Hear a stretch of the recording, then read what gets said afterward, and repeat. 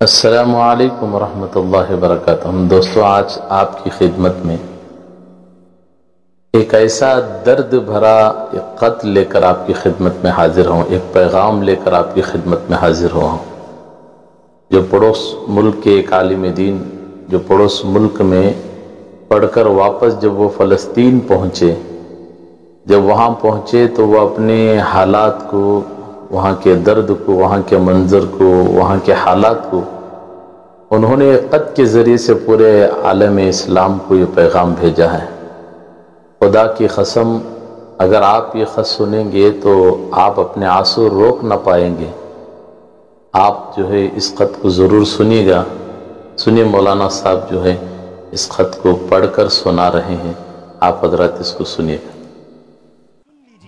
اور بات مکمل ہے۔ ایک عالم دین جنہوں نے پاکستان کی سرزمین پر پڑھا اور وہاں سے پڑھ کر فلسطین پہنچے، وہ عالم دین تھے، ان کے ساتھ کیا کچھ گزرا، اور نتیجے میں اب جب وہ حالات سے دوچار ہیں تو انہوں نے خط لکھا ہے۔ وہ خط عالم اسلام کے نام ہے۔ ایک ایک لفظ اس کا آپ کے دل کی دنیا پہ دستک دے گا۔ توجہ سے سماعت کریں۔ کہتے ہیں، خط کے چھوٹے سے تراشے میں نہیں آئیں گے، خط کے چھوٹے سے تراشے میں نہیں آئیں گے، غم زیادہ ہیں لفافے میں نہیں آئیں گے۔ آگے کہتے ہیں، سلامتی ہو تم پر اے دوست، امید کرتا ہوں تم خیر و عافیت سے ہوں گے، دن رات خدا کی نعمتوں کا لطف لے رہے ہوں گے۔ سردی آنے والی ہے تو لحاف اور گرم کپڑے الماریوں سے اتار لینا تاکہ ٹھنڈی ہوائیں تمہاری صحت پر اثر انداز نہ ہو۔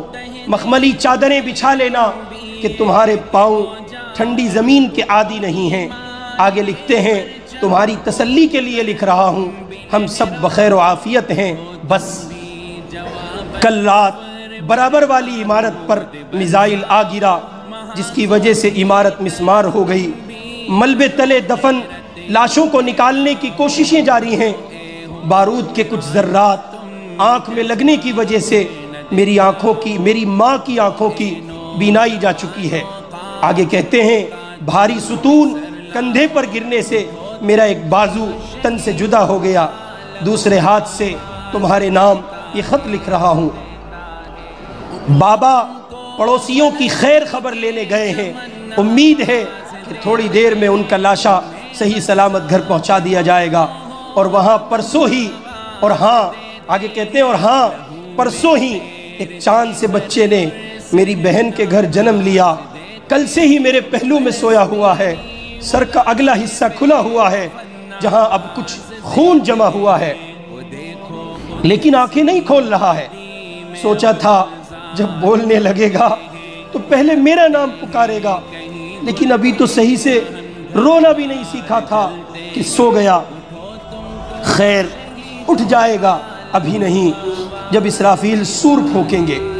آگے کہتے ہیں، سوچ رہا تھا ماں جی کو ہسپتال لے کر جاؤں، لیکن خبر آئی ہے ہسپتال میزائل کے گرنے کی وجہ سے تباہ ہو گیا اور 800 روحیں جسم کی قید سے آزاد ہو چکی ہیں۔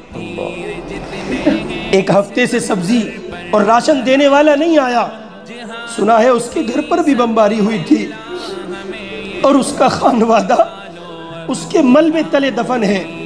ملبے پر کتبہ لگا دیا گیا ہے جس پر لکھا ہے، امت محمد کا مقبرہ۔ آگے لکھتے ہیں، کبھی فرصت ملے تو فاتحہ پڑھنے چلے آنا۔ خیر، یہ تو ہمارے یہاں روز مرہ کا معمول ہے، تم پریشان مت ہونا۔ اور سنا ہے تم تفسیر قرآن اور احادیث پڑھتے ہو۔ ایک حدیث ہے جس میں حضور نے فرمایا، المؤمن کا جسد واحد، پوری امت ایک جسم کی مانند ہے۔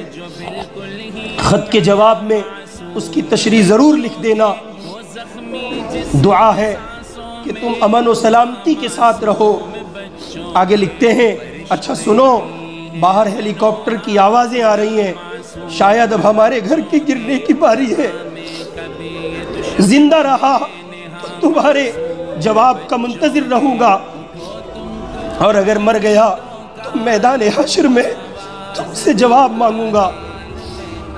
اہل اسلام کو میرا بہت سارا پیار، خط من جانب آل غزہ، لاشوں کا شہر۔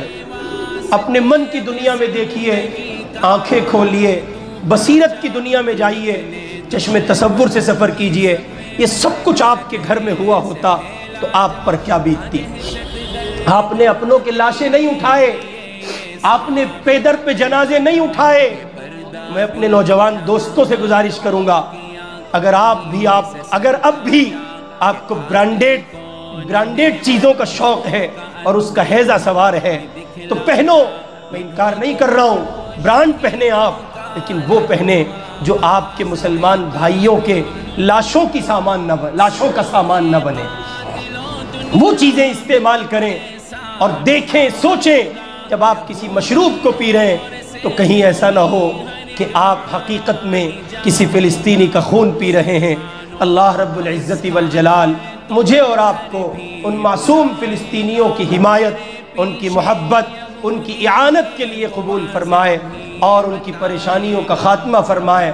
ان کے شہداء کو اللہ تعالیٰ قرب کے اعلیٰ درجات نصیب فرمائے اور ان کے زخمیوں کو، بیماروں کو اللہ پاک کامل شفا نصیب فرمائے۔ آخر دعوانا، وہ فلسطین کے عالم دین نے پورے عالم اسلام کے لیے بھیجا ہے۔